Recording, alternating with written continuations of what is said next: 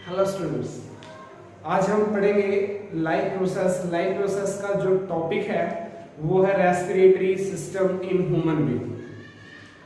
Respiratory system in human being यानी कि कौन सी गैस जो ह्यूमन बॉडी है उसमें कौन से पार्ट्स होते हैं, वो एयर से कौन सी गैस जो है वो लेता है और कौन सी गैस में कन्वर्ट करता है, उसके बाद कैसे वो अंदर जाती है और कैसे वो कन्वर्ट होती है। तो कौन से पार्ट होते हैं, जैसे सबसे पहले नोज आती है, नेसल कैविटी है, फिर उसके बाद वो फेरिंग्स में जाती है, फिर थ्रोट कैविटी में जाती है, फिर लंग्स में जाती है, फिर आफ्टर दैट लंग्स के पार्ट्स होते हैं। जो हमारा राइट लंग्स है वो थोड़ा सा हैवी होता है, उसमें 3 चैम्बर होते हैं। लेफ्ट लंग्स है जो उसमें 2 चैम्बर होते हैं। तो ऐसे वो एल्वोलाई में जाती है। तो वो एक्सचेंज क्या क्या होता है और कैसे वो डेवलप स्ट्रक्चर होता है, लाइफ प्रोसेस का जो चैप्टर है हमारा उसमें हम पढ़ेंगे अभी। तो देखते हैं लाइफ प्रोसेस। जो हमारा चैप्टर है वो है लाइफ प्रोसेस। लाइफ प्रोसेस जो टॉपिक है हमारा वो है respiratory system.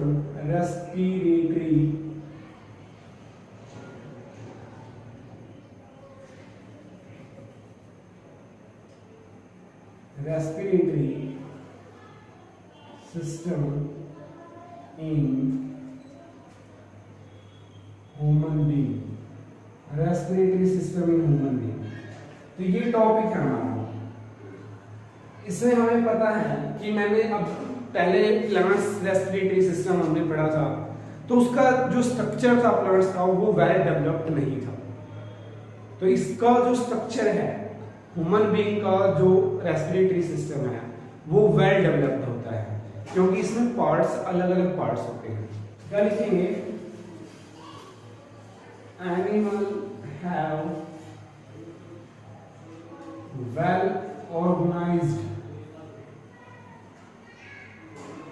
organized respiratory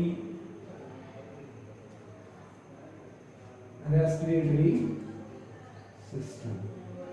well organised respiratory system लगता है, यानी कि एनिमल्स में होता है वेल ऑर्गेनाइज्ड रेस्पिरेटरी सिस्टम होता है। वेल ऑर्गेनाइज्ड का मतलब ऑर्गन्स होते हैं सारे के सारे कंप्लीट। दूसरा पॉइंट में क्या लिखेंगे? इन एनिमल्स, जो एनिमल्स होते हैं, एनिमल्स क्या करते हैं, जो रेस्पिरेटरी गैसेज होती हैं हमारी,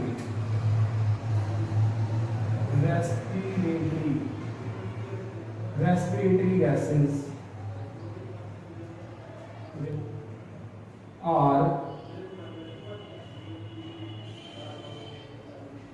usually transport distance over being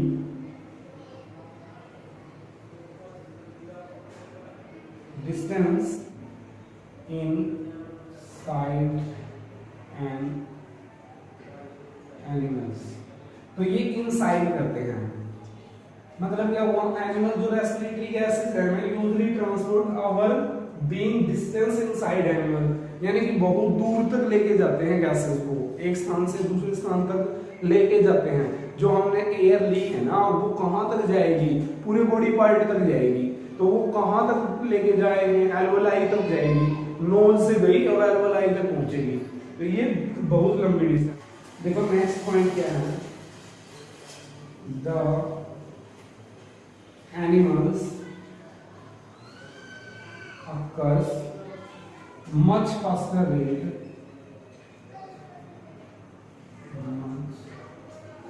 of the plant से फास्टर, यानी कि प्लांट्स को धीरे धीरे, प्लांट्स क्या करते हैं? धीरे धीरे सांस लेते हैं, बट एनिमल्स क्या करते हैं? ये बहुत जल्दी जल्दी सांस लेंगे, यानी कि फास्टर रेट होता है उनका। तो एनिमल यानी कि जो हमारे पास ह्यूमन बीइंग है उसका रेस्पिरेटरी सिस्टम फास्ट होता है टू एनिमल यानी कि प्लांट से। द ह्यूमन, ये है हमारे पास respiratory system in human being. The human being well developed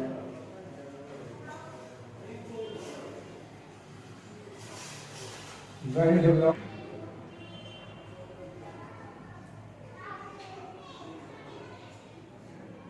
respiratory system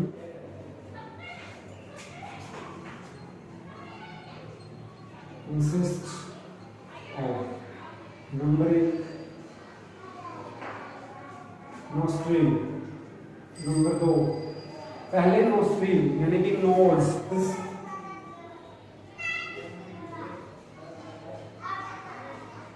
number 3 pharynx and number 4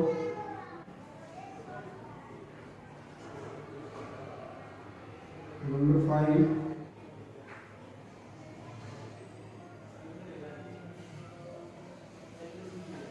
number 6 lungs। तो ये होते हैं हमारे पास पार्ट्स। तो अब ये पार्ट्स हैं हमारे पास, यानी कि ये पार्ट्स हैं, पहले नोस्ट्रिल होता है, फिर नेसल पैसेज होता है, फिर फेरिंग्स एंड लैरिंग्स होता है, फिर ट्रैकिया होता है, फिर ब्रोंकाई, उसके बाद लंग्स। तो पहले जो जाएगा वो नोस्ट्रिल में जाएगा। तो अभी एक डायग्राम के द्वारा देखेंगे इस देखो अब क्या होता है, ये है हमारे पास ह्यूमन रेस्पिरेटरी सिस्टम का डायग्राम। Human respiratory system. देखो पहले नोस्ट्रिल होती है, ये नोस्ट्रिल है, यहाँ से नेसल कैविटी भी बोलते हैं, यहाँ से नेसल कैविटी। ये फेरिंग्स है, फेरिंग्स के बारे में हमने पहले लेक्चर में पढ़ लिया था। ये लैरिंग्स है, ये वाइड पाइप है, ये वाइड पाइप है। यहाँ पर ये जो हमारा लेफ्ट लंग्स है, ये राइट लंग्स है। यहाँ माउथ कैविटी है, ये राइट लंग्स है। यहाँ पर लेफ्ट है, यहाँ पर ब्रोंकाई होल्स हैं, ये एल्वोलाई है, ये ब्रोंकाई है हमारे पास। ये डायफ्राम है, एल्वोलाई, जो हमारे पास अलग अलग टाइप, जो यहाँ से अब नोस्ट्रिल जो जाएगी तो एयर कैसे एंटर करती है इसके अंदर। तो मैं पढ़ता हूं पहले नोस्ट्रिल क्या है। तो फर्स्ट है nostril system, human respiratory, the human respiratory system, the human respiratory system, जो ह्यूमन का रेस्पिरेटरी सिस्टम है, being from the nose has 2 holes। Nose में 2 होल होते हैं, जो हमारी नोज है ना, इसमें 2 होल हैं, एक इस साइड में, एक इस साइड में। which are called nostril. ये नोस्ट्रिल, फिर इसके बाद नोस्ट्रिल होती है। अब इसके बाद देखो, जैसे ही नोज है हमारी, जो नोज है वो क्या है, ह्यूमन रेस्पिरेटरी सिस्टम में बीइंग फ्रॉम द नोज होती है, नोज में 2 होल होते हैं, आर कॉल्ड नोस्ट्रिल। तो उनको नोस्ट्रिल बोलते हैं, जो 2 होल है ना ये हमारे, तो इसको क्या बोलते हैं, नोस्ट्रिल बोलते हैं। क्लियर है। इसके बाद जो दूसरा पार्ट है वो ये है नेसल पैसेज, या नेसल कैविटी बोल सकते हैं, नेसल पैसेज, यानी कि नेसल पैसेज या फिर नेसल कैविटी, जो भी तुम्हारा वो लिखे, नेसल कैविटी भी लिख सकते हो, कैविटी एक ही बात होगी, या नेसल कैविटी लिख लो, या फिर नेसल होता है देयर इज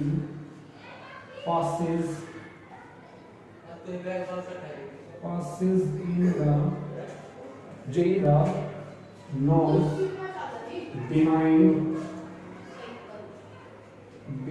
the nostril। ये जो नोस्ट्रिल होती है ना, इसके नोज के बिल्कुल पीछे नोस्ट्रिल, जो नोज होती है ना उसके nostril, which are called nostril. अब इसके बाद देखियो, तो इसमें क्या होता है नेसल पैसेज में, the nasal passes is lined with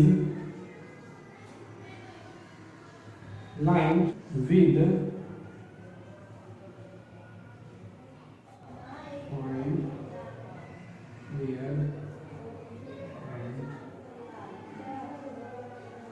मक्कस। बहुत सारे यानी कि हेयर और मक्कस होते हैं, यानी कि यहाँ पर थोड़ा सा एक हेयर्स होते हैं जो क्या करेंगे, जो हमारे पास रेत वगैरह वगैरह डस्ट पार्टिकल है ना, उनको रोक देते हैं ताकि वो हमारे लंग्स तक ना पहुंचे, अदर बैक्टीरिया भी ना पहुंचे, ताकि हमारे पास क्या ना पहुंचे, जो बैक्टीरिया वो ना पहुंचे। वो कैसे रोकते हैं देखते हैं। When air pass through the nasal passage, जब एयर पास होती है nasal passage, the dust particle and other impurity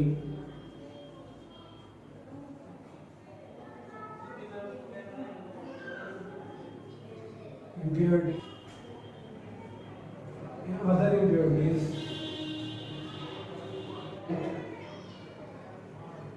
present in the present in it are trapped by nasal hair, nasal hair में चिपक जाएंगे। इम्प्योरिटी जो होगी वो क्या हो जाएगी, nasal hair में चिपक जाएगी, जितनी भी इम्प्योरिटी होगी। nasal hair and mucus or so clean air gases into the lungs, तो क्लीन एयर ही अंदर जाएगी, बाकी इम्प्योरिटी क्या होगी, ऐड होगी, जो क्या होगी हेयर से चिपक जाएगी, और जो क्लीन एयर होगी ना फिर वही अंदर जाने पाएगी, जैसे हम सांस लेंगे। तो नेक्स्ट है फेरिंग्स। अब इसके बाद क्या आता है, इसके बाद आता है फेरिंग्स एंड लैरिंग्स। फेरिंग्स और लैरिंग्स,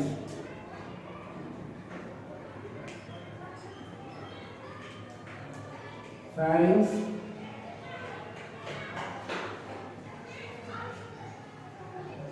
एंड लैरिंग्स, फेरिंग्स एंड लैरिंग्स। तो फेरिंग्स क्या होता है, लैरिंग्स क्या होता है। फेरिंग्स के बारे में हमने पहले थोड़े टॉपिक में पढ़ लिया था ना। हाँ, हमने ह्यूमन डाइजेस्टिव सिस्टम में इसके बारे में पढ़ लिया था। फेरिंग्स के बारे में हमने ह्यूमन डाइजेस्टिव सिस्टम में पढ़ा था। तो फेरिंग्स क्या है, फेरिंग्स क्या है, थ्रोट।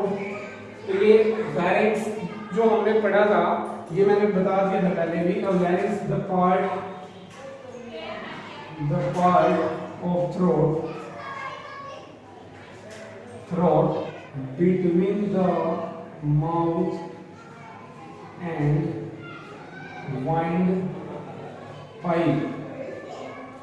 windpipe, जो माउथ और वाइंडपाइप के बीच में होता है, ये रहा लैरिंग्स। Pharynx open into the larynx. Pharynx open कहाँ होता है, लैरिंग्स में।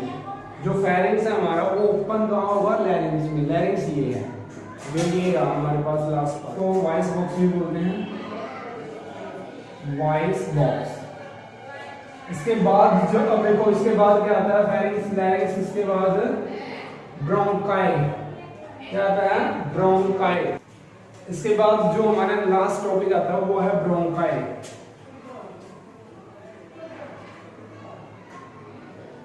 ब्रोंकाई।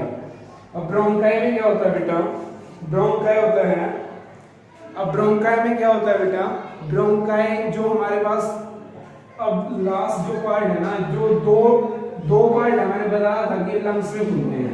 अब जो एयर आएगी ना तो वो ब्रोंकाई में जाएगी सबसे पहले, फिर ब्रोंकाई होल्स में जाएगी, फिर एल्वोलाई में। एल्वोलाई में जाने के बाद ही तो गैस एक्सचेंज होगी, गैसेस का एक्सचेंज एल्वोलाई में होगा।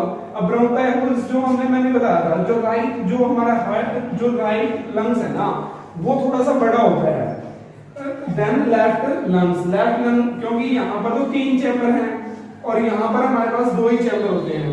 तो ये ब्रोंकाई होल्स जो है, ब्रोंकाई जो है इसमें ब्रोंकाई होल्स होते हैं, फिर एल्वोलाई में गैसेस का एक्सचेंज होता है। बाद ये ट्रैकिया है, ये ट्रैकिया है, ये यहाँ पर ट्रैकिया,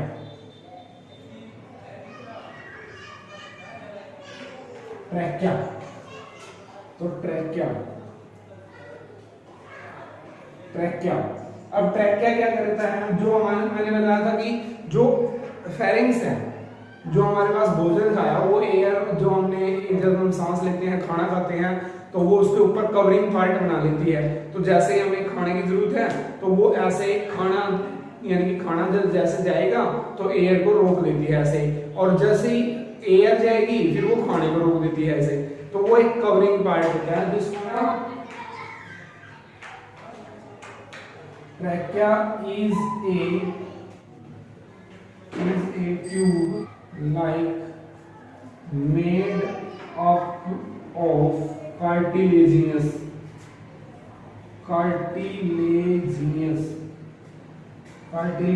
rings। ये रिंग से बने होते हैं जो हमने अभी दिखा रखे हैं ना, ये रिंग, ये देखो मैं रेड मार्कर से शो कर रहा हूँ, ये देखो ये रिंग्स हैं, ये हमारे पास छोटे छोटे रिंग्स हैं, कार्टिलेजिनियस रिंग्स होते हैं ये, इससे क्या बना होता है। अबाउट 10-12 सेंटीमीटर इसकी लेंथ होती है, अबाउट 10-12 सेंटीमीटर लेंथ, इसकी लेंथ 10 से 12 सेंटीमीटर तक हो सकती है, 10 से 12 सेंटीमीटर तक लेंथ हो सकती है। क्योंकि देखो क्यों 10-12 सेंटीमीटर लेंथ हो सकती है, क्यों हो सकती है, क्योंकि जो कार्टिलेजिनियस रिंग्स होती है ना वो क्या करती है, कोलैप्स नहीं करती हैं। बिकॉज क्यों, because the cartilaginous rings are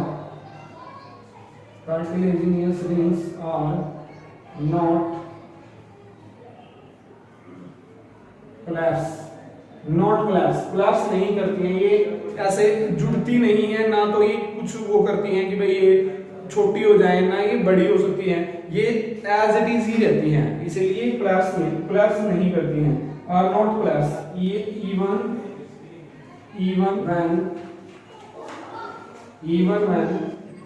there is no air it, क्योंकि इसमें कोई एयर नहीं रह सकती कई देर तक, तो इसमें कोई एयर नहीं रह सकती है कई देर तक, तो इसीलिए ट्रैकिया जो है वो काम करता है। अब इसके बाद क्या आता है, इसके बाद आता है ब्रोंकाई। नेक्स्ट जो है अब हमारे पास है ब्रोंकाई।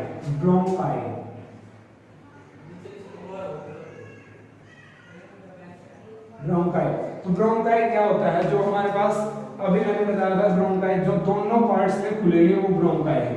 जैसे ही यहाँ से लंग्स में खुल गई, ये दो देखो ये यहाँ पर लंग्स में खुल गई, ये दोनों जैसे ही लंग्स में खुले इनको मैंने नाम दिया ब्रोंकाई। और लंग्स में आने के बाद ये हैं छोटे छोटे ब्रोंकाई होल्स होते हैं, इसके जो छोटे पार्ट होंगे वो ब्रोंकाई होल्स कहलाएंगे। तो क्या कहते हैं, the trachea is run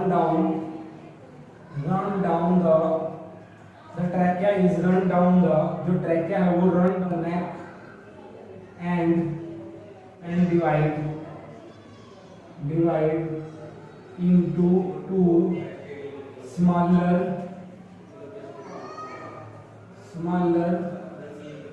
tube is called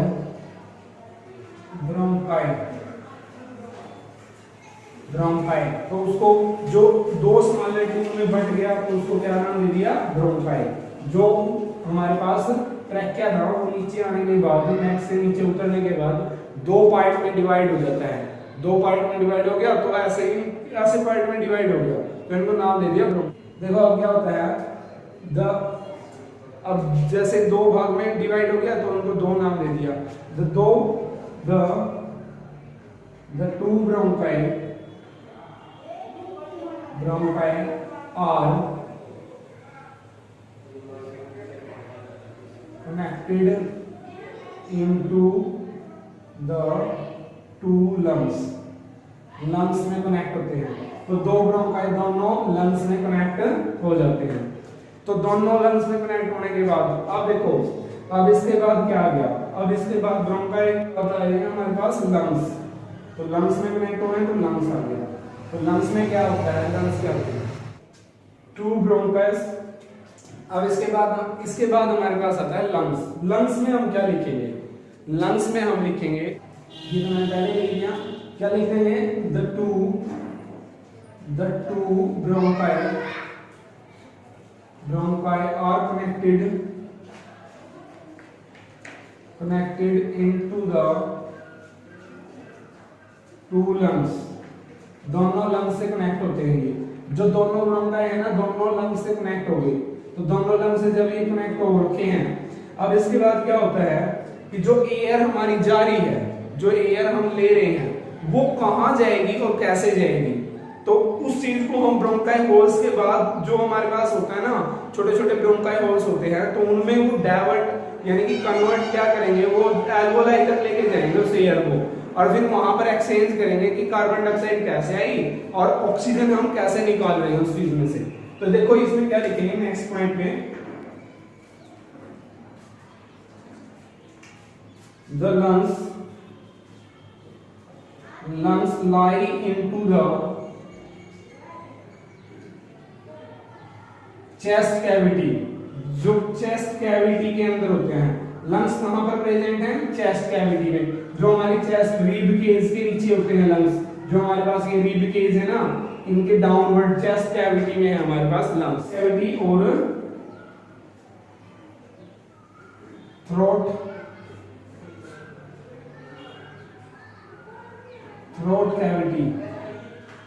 cavity जो लंग्स हैं, द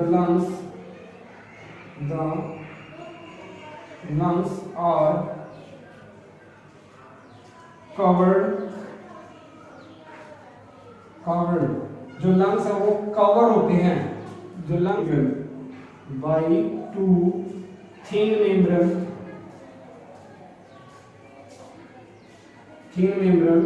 called फ्लूरा। ये एक मेम्ब्रेन होती है जिसमें लंग्स को कवर करती है, जो लंग्स को कवर रखती है, जो लंग्स है हमारे उनको कवर रखती है, उसको नाम दे दिया फ्लूरा। इसके बाद नेक्स्ट क्या है,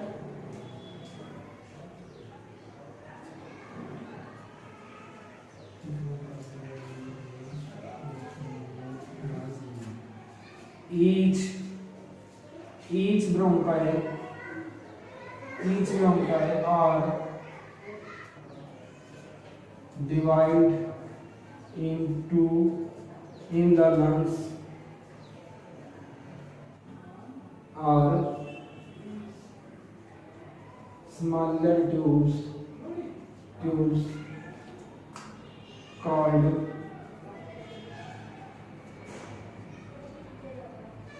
ब्रोंकाई होल्स।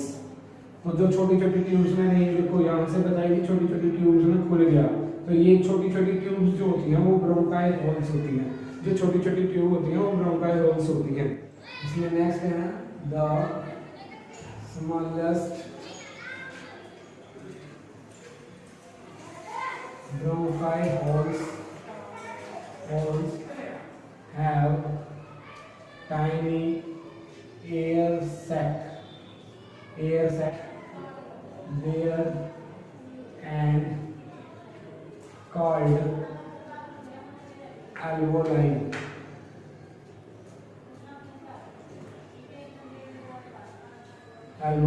तो उसको बोलते हैं alveoli। alveoli में जहां पर एक्सचेंज होगी, जैसे alveoli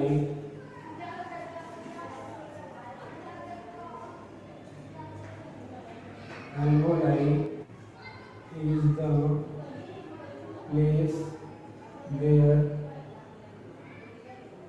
where exchange gases exchange the gases, gases जहाँ पर गैसेस का एक्सचेंज होता है। अवेलेबल है, कन्वर्ट कर देती है, ऑक्सीजन एयर से ऑक्सीजन निकाल लेती है और कार्बन डाइऑक्साइड में कन्वर्ट कर देती है। इसके बाद हमारे पास रहता है diaphragm.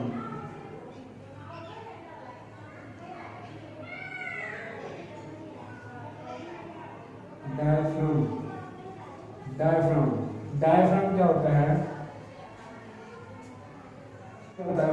The thorax, thorax separate, separated the throat from abdomen by muscular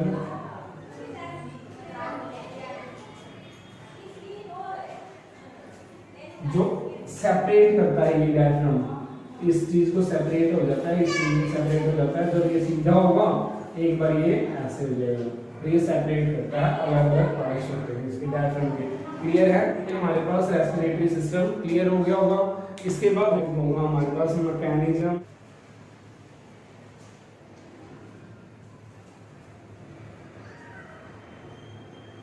then life process mechanism of breathing, mechanism of breathing, mechanism of breathing, mechanism of breathing में क्या होता है कि हमारे पास जो एल्वोलाई है वहां से एक्सचेंज हुई गैस, एक्सचेंज होने के बाद क्या हुआ, वो कैसे कैसे ट्रांसमिट होके गई, कहाँ से कैसे गई, पहले कहाँ गई, आफ्टर दैट कहाँ गई, उसके बाद कहाँ गई, तो ये प्रोसेस कैसे चलती है।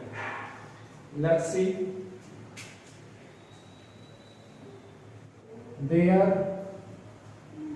Are two steps of breathing.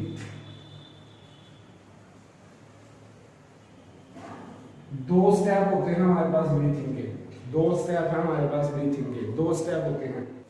First breathing in air, inspiration, inspiration. Second है breathing out in air, expiration. दो स्टेप होते हैं हमारे पास ब्रीथिंग के, एक एस्पिरेशन और एक इंस्पिरेशन। इंस्पिरेशन में अलग चीज होती है और एक्सपीरेशन में अलग चीज होती है, तो कैसे किस टाइप से कन्वर्ट होकर किस चीज में बदलेगी देखेंगे। इंस्पिरेशन, इंस्पिरेशन में क्या होता है, इसमें क्या होता है, when we breathe in air, in air, जब हम एयर में ब्रेथ कर रहे होते हैं, सांस लेते हैं एयर की प्रेजेंस में,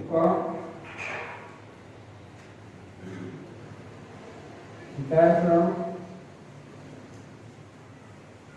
कॉन्ट्रैक्ट, डायफ्राम कॉन्ट्रैक्ट में हो जाएगा, contract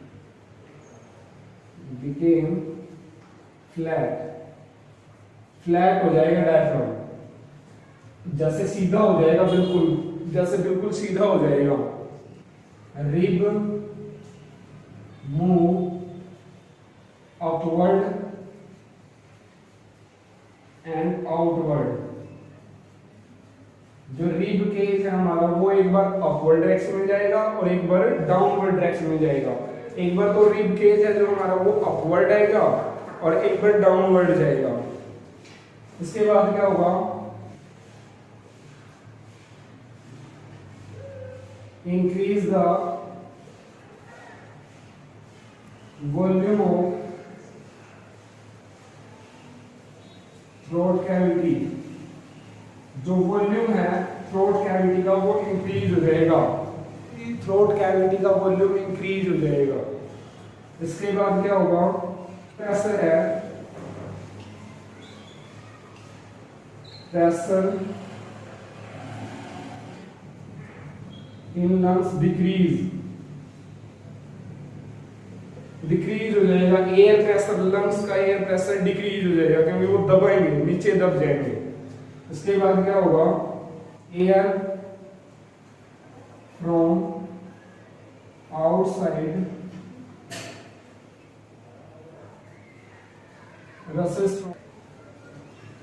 रसेस from the lungs, air lungs से बाहर निकल जाएगी, एयर जो है वो लंग्स से बाहर निकल जाएगी।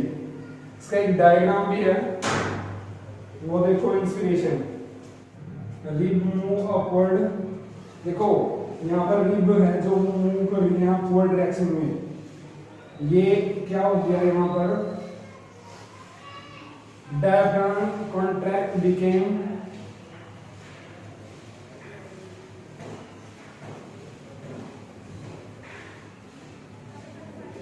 diaphragm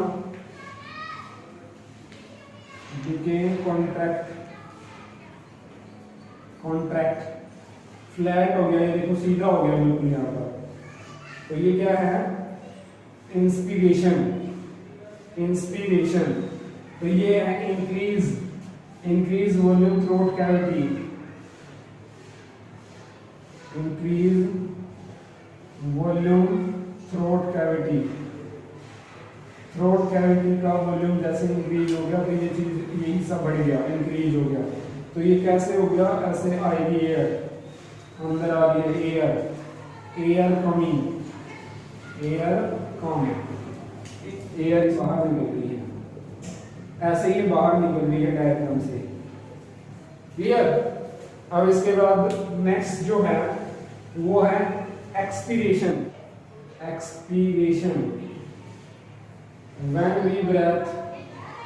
when we breath out in air, जब हम आउट कर रहे हैं, ब्रेथ सांस ले रहे हैं, आउट निकाल रहे हैं बाहर की तरफ, तो क्या होता है, आउट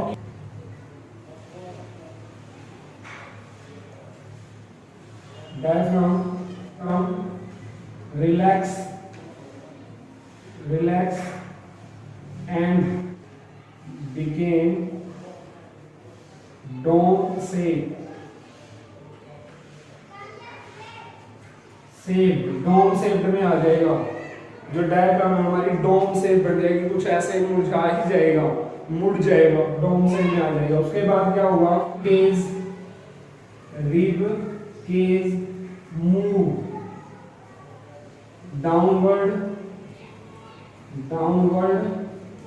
एंड अपवर्ड रहेगा रिब केज जो, अपवर्ड, इनवर्ड एंड डाउन। क्या होगा इसके बाद, क्या होगा, volume of throat cavity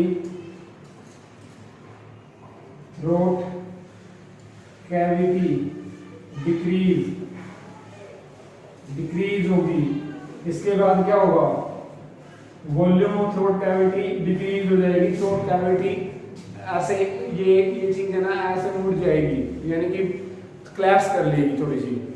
air pressure is lungs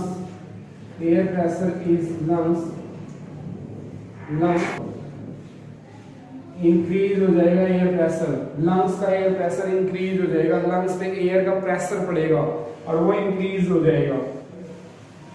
push the air from the lungs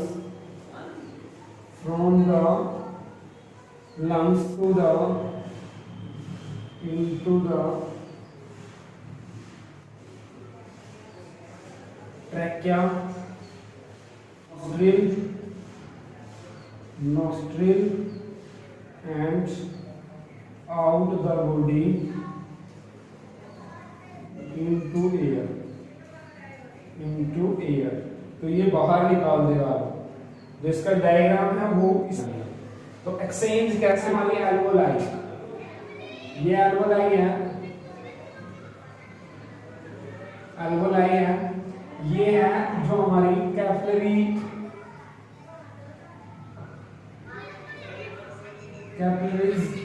tubes जो होती हैं वो है। और इनमें आते ही जैसे ही यहाँ पर एयर आएगी तो वो एयर जैसे ही एंटर करती है तो वो ब्रीथिंग के द्वारा, जैसे कि ये डोम से स्ट्रक्चर बना था इसका, और एक्सपीरेशन में डोम से स्ट्रक्चर इसी के द्वारा बना था। फिर ये इसको यहाँ से जैसे डोम से बढ़ रही है ना, ये इसको बाहर की तरफ निकाल रही है, और जैसे ही उसमें क्या हुआ था वो अंदर की तरफ ले रही है, फिर ये क्या हो जाती है, कोलैप्स कर लेती है।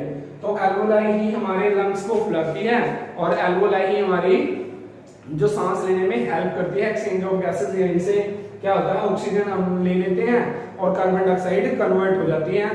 तो ह्यूमन रेस्पिरेटरी सिस्टम यहाँ पर खत्म होता है। कल मैं बताऊंगा transportation in human being. Have a nice time, have a nice day.